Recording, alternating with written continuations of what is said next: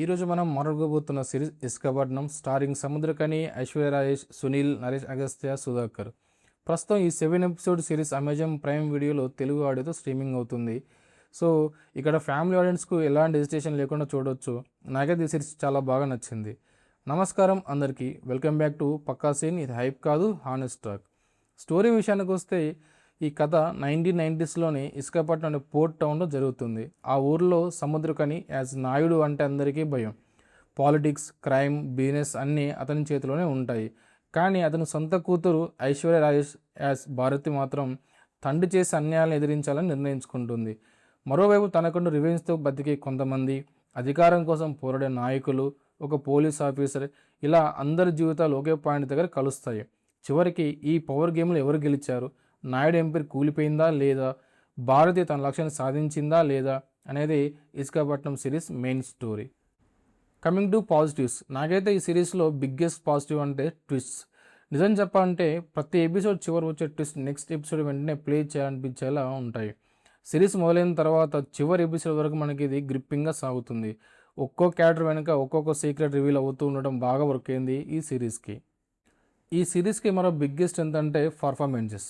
మెయిన్గా ఐశ్వర్య రాజేష్ గురించి మనం చెప్పాలి. ఇక్కడ ఆమె క్యారెక్టర్లోని ఎమోషన్, యాటిట్యూడ్, ఇంటెన్సిటీ ప్రతి సీన్లో బాగా చాలా న్యాచురల్గా కనిపిస్తాయి. అలాగే సముద్రకని తన పవర్ఫుల్ పర్ఫార్మెన్స్తో నాయుడు క్యారెక్టర్ని నెక్స్ట్ లెవెల్కి తీసుకెళ్లాడు. నెగిటివ్ షేడ్స్లో ఆయన చాలా ఇంటెన్సివ్గా అండ్ అతని స్కిన్ ప్రెజెన్స్ చాలా స్ట్రాంగ్గా ఉంటుంది. టెక్నికల్ ఆస్పెక్ట్ నుంచి మాట్లాడితే బ్యాక్గ్రౌండ్ స్కోర్ సస్పెన్స్ చాలా బాగా ఎలివేట్ చేసింది. అలాగే ప్రొడక్షన్ వాల్యూ కూడా చాలా రిచ్గా ఉండడం వల్ల 1990s సెటప్ని చాలా న్యాచురల్గా చూపించింది. అండ్ స్క్రీన్ ప్లే ఫాస్ట్గా మూవ్ అవుతూ ఆడియన్స్ ఇంట్రెస్ట్ని చివరి వరకు మెయింటైన్ చేసింది ఈ సిరీస్. అలాగే నెగిటివ్స్ గురించి మాట్లాడితే కొన్ని సపోర్టింగ్ క్యారెక్టర్స్ అయినటువంటి సునీల్, నరేష్ అగస్త్య, సుధాకర్కి ఇంకా ఎక్కువ స్క్రీన్ టైం ఇచ్చి ఉండొచ్చు. కొన్ని ఎమోషనల్ సీన్స్ ఇంకాస్త స్ట్రాంగ్గా రాసి ఉంటే ఇంపాక్ట్ ఇంకా పెరిగేది. నా ఒపీనియన్ చెప్పాలంటే ఇస్కపట్నం ఒక gripping political crime thriller. Series మొదలైన తర్వాత ట్విస్ట్ వల్ల నెక్స్ట్ ఎపిసోడ్ చూడకుండా ఉండడం చాలా కష్టం.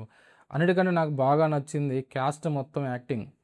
ప్రత్యేకంగా ఐశ్వర్య రాజేష్ పర్ఫార్మెన్స్ అయితే సిరీస్కి మేజర్ ప్లస్ పాయింట్. చివరిలో పార్ట్ 2కి గట్టిగా ప్లాన్ చేసినట్టు క్లియర్గా ఇండికేషన్స్ ఇచ్చారు. నాకైతే పార్ట్ 2 మీద క్యూరియాసిటీ చాలా బాగా పెరిగింది. ఫ్యామిలీతో కలిసి కూడా ఈ సిరీస్ చూడవచ్చు, ఎలాంటి వల్గారిటీ లేదు. ఫైనల్ ఒక్క మాట, strong performances, gripping screen play, powerful twist, ఇవే ఇస్కపట్నం సిరీస్ చివరి వరకు మనం ఈ ఎపిసోడ్స్ని ఆసక్తి చూసేలా చేస్తాయి.